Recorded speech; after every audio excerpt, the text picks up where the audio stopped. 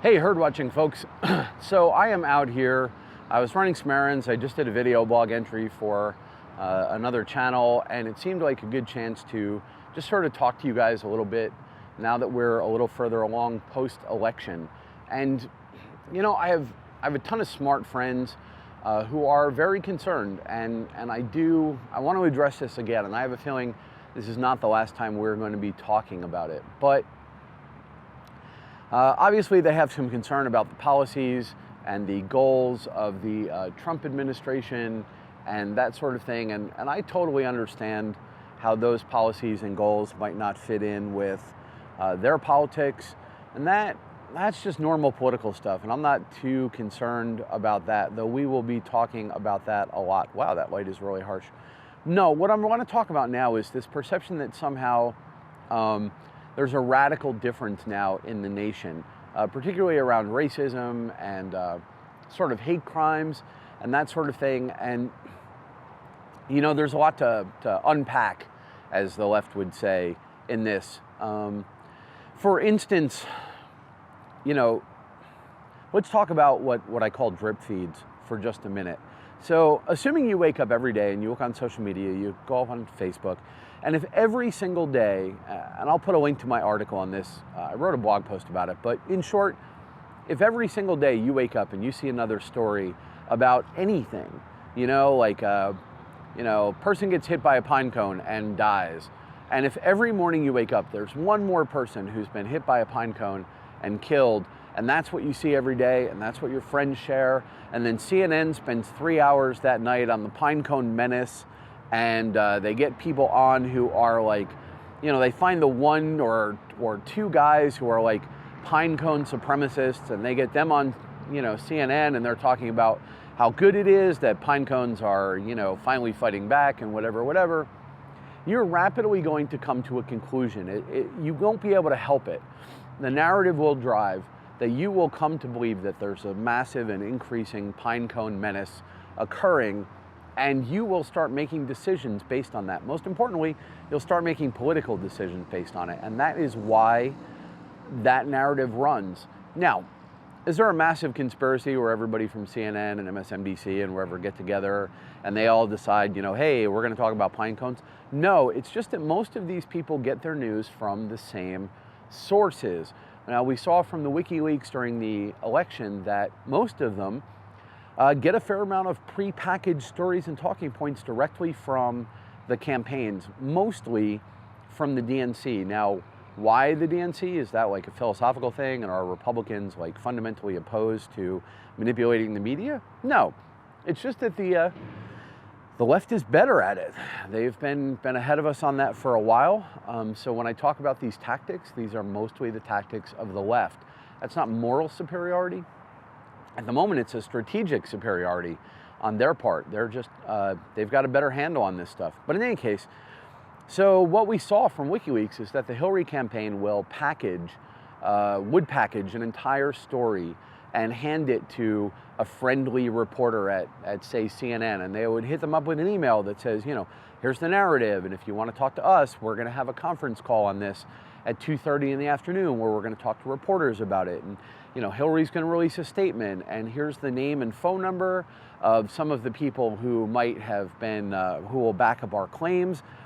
I can arrange for them to do interviews with you, and everybody else is going to be doing it. So do you really want to be the only network that doesn't have access to this material? And given the news cycle and the deadlines and the frankly friendly political leanings of many in the media, that's what you get. You get that story running essentially as packaged on, say, 3 major networks. And then social media comes on and people share it, and there's blog posts that support it. Some people do some Medium posts that don't look like they have any connection to the campaign, but they do. Again, we know this from WikiLeaks that you know, these guys would get in touch with bloggers who didn't have a direct connection to the campaign, and they would have them write a story that was timed to coincide with this. And when all is said and done, you come up with the impression that there is a massive event happening, and it is corroborated by multiple networks, and you know, these people can't all be working together. And it's just a narrative, it's just an illusion of reality. and they can pick something and drive it to prominence. Attention is important, as Scott Adams would say. Well worth reading his blog on some of this stuff. We're going to be talking about it as well. So if that's what you're thinking of, all day, and that's what your friends are talking about in the water cooler all day, then that's, what you think is the most important thing going on, because everybody's talking about it. It's very effective. It's an incredibly useful way to drive the public discourse, but it can be used badly. It can be used falsely. Now, that's true in every direction. But at the moment, again, the left is just better at it. So how does that apply to where we are right now, what we're doing, and sort of how we sit with the upswell of violent crime or racism or hate crimes since the Trump election? Well, there's now a number of factors. One is, and let's kind of get this out of the way up front, yes, there is a small cadre of, racists and people who have just sort of been like biding their time, and they're, they've always been there, and they're really sort of, I don't know, they're horrible people, let's just put it that way. And that small group on the right has been sort of bubbling around, and on the left, it's the same thing with the anarchists and the cop killers, and those people that would, do, I don't know, the hardcore communists who want to, burn down the banking system and et cetera, et cetera. So everybody has those people. Now, have those people been emboldened to speak out somewhat by the rise of the alt-right, and are they using it as a vehicle to sort of come out from those shadows, and they think that this is their time? Yes, there absolutely is a small group of that, and it's not something to deny. It's something to talk about, but we have to keep that in perspective, and you have to understand that they're not finding support. I'm in any number of conversations where someone will, jump in and be like, oh, it's about time we did whatever. And pretty much universally the answer is, shut up, sit down, go back to the shadows where you came from. I don't know why you thought we were your friends, but we're not. So, look, those people are there. And that's almost a necessary thing to the narrative, that there be a couple of those people around. You take your David Dukes and these sort of people who, they have, 100 followers, maybe 200 people, and in the case of the white supremacist organizations, they haven't been able to be a significant force in terms of, violence and whatever in decades. It's not like they can put 10,000 people on the street and go burn a city center or go, they're not out there doing that sort of stuff. They simply do not have the power. But what they do have now is attention and prominence, because they are necessary for the narrative. And the narrative is that Donald Trump is pushing and fomenting hate. Now, he's not, nor are most of his followers, the vast majority of his followers like me. We're not racist, we're not that way.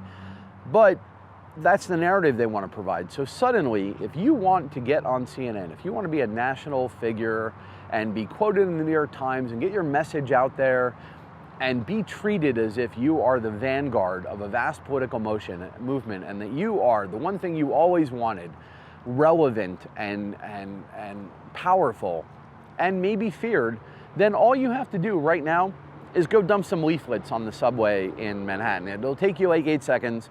You need access to a photocopier, and suddenly, your pathetic little statement and movement is going to get hours and hours of airtime. And of course these people are going to come out of the woodwork to do that. Of course there's going to be a spike in some of those incidents. So that's like, pillar one, these people are there, right? They're small, but there's no reason to pretend that we haven't always had racists running around. And then two, they're now getting an enormous amount of amplification, because that feeds the narrative that the media is looking to feed. And then three, there's a significant spike in false reports in this way. So what does that mean? Well, once again, if attention is important, if you want to get your, if you have believed that, Donald Trump is ushering in a new wave of hate, but inconveniently, you have not been the victim of a hate crime yourself yet, but you know it's coming. You're morally certain that any moment now this is critical, then of course you're going to feel justified in faking the incident to bring attention to the problem you see. We saw this with the rape crisis, where there's an enormous number of false rape accusations, and they come because a lot of times the person making them says, well, I needed to bring attention to the campus rape crisis. I needed to bring attention to how dangerous it is to be a woman on campus. Here's the thing. Most of the crimes you're responding to, most of the things that make you think this epidemic exists, are also other people faking the incident so that they can make their point about the incident existing. And you're all just kind of feeding on each other, and it just doesn't make a ton of sense. So, yes, these people are there, and we're giving them a massive boost in importance, so more and more of them are going to speak out because they're going to be relevant. And then when you add in the massive number of fake incidents and misreported incidents and overreported incidents and people jumping to conclusions, what do you get? If you're an average reasonable human being and you're watching social media, what do you come away with? You come away with this idea, if you don't dig any deeper, that there is a massive and growing incidence of hate crimes running around. It's just not statistically true. It's just not the case. We saw this a couple of summers ago with the police shootings where, for a while it looked like, there was this rash of police incidents, and it turns out on investigation that the incidents weren't what they looked like, and the numbers aren't what they seem to be. And, it's the same thing where the press can simply choose to amplify whatever story they want, and social media just helps, and you wind up with an upswell. And then the last thing that we sort of want to talk about this is, let's talk about then when people try and defend this idea in their mind. Now I start seeing coming across Facebook this false concept that says, well, the FBI has data that shows that, since Donald Trump's election or since the rise of Donald Trump, that there has been a spike in hate crime incidents, and that is supposed to show objective, conclusive evidence that this is not a false narrative, that this is really what's going on. And people share this because that's the headline, but it's not the headline. It's a manufactured headline.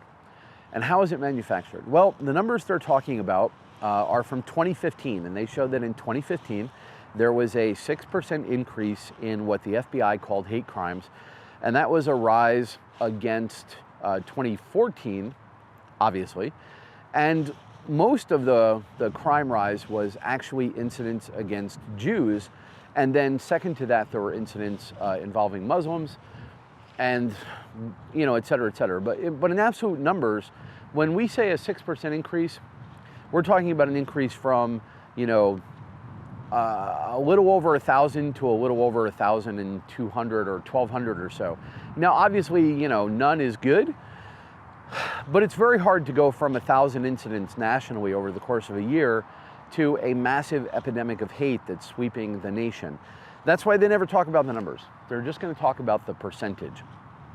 But more importantly, that number is in 2015, which was before the majority of the election campaign was really kicking in. And then it's like, well, hey, let's talk about the spike in hate crime recently as covered by the Southern Poverty Law Center, which is simply uncritically accepting any unsubstantiated report they can find of a bias crime and starting to collect that and treat it like a statistic. Lastly, finally, I think he had to, but you can see why apologizing and talking about this stuff on the media's terms is always a problem. Finally, after being badgered about it, Donald Trump said specifically that if any of his followers were engaged in any of this stuff, they should, and I quote, stop it, unquote. So how do you make a narrative? Well, you do this. You take an article and you put the headline in. After a rise in hate crime, Donald Trump tells followers to stop it. So you package these three things together. You add in the 6% rise in theory, hate crimes in 2015, with all the margin for error that goes with that number. You neglect to mention that most of that rise was against Jews, who are not people that typically seem to be problems with Trump supporters, because most of the hate crimes against Jews are coming from Muslims. So obviously, you know, the narrative doesn't support the idea that Muslims are high Donald Trump supporters. So what you do is you don't talk about who. So you conflate a number of things.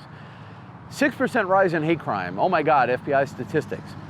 And, you know, rise in hate crime against everybody in the last couple of months, as tracked by the Southern Poverty Law Center, which, you know, again, these are uninvestigated, uncritically checked accusations. See my previous point about how do we acquire national prominence for your ideas by sort of just creating a report out of nothing. And then, last but not least, Donald Trump tells his followers to stop it, as if he has accepted the premise and it has now been proven. So that's what you see on social media. 6% rise in hate crime. Crime against Muslims is up. Southern Poverty Law Center says there's been a rash of hate crimes recently, and Donald Trump tells his people to stop it. What do you wind up with that? You wind up with the illusion that there's some objective evidence to a statistically significant rise in hate crime by Donald Trump supporters. Yet, those aren't the facts. The facts are that the vast majority of politically motivated violence in this country has been coming from the left against the right. The riots are from the left, the burnings are from the left, the massive beatings at political rallies, that's all from the left. The, you know, groups of thousands of people blocking highways, that's from the left. There's just no reality to this idea that there's a wave of right-wing crime running around. But as we talk about how that's not true, I urge my friends on the right to also not attempt to pretend that there aren't a couple of cockroaches running around under the woodwork. There are, and we need to do what we've been doing. We need to, you know, tell them to stuff it when they show their face. That's a lot of wind. We need to tell them to, you know, lay off when they show up. Anyway, that's my thoughts on this. We're going to be talking about it a lot more. I know this is a longer video than you guys are used to. It's been about 17 minutes of me just sort of ranting. We'll see. Maybe I'll have to cut these shorter later, but I wanted to get that all off my mind. Take it easy, guys, and I'll see you on the next one.